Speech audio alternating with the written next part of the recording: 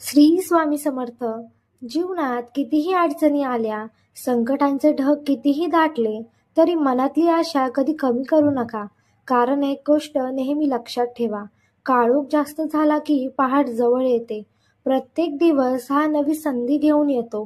काल काय झालं, कोण काय बोललं, काय चुकलं यावर लक्ष न देता आज काय सुधारता येईल यावर लक्ष द्या. आपली मेहनत, आपला सकारात्मक दृष्टिकोन आणि आपलं धैर्य, ह्या 3 गोष्टी तुमचे आयुष्य बदलू शकतात.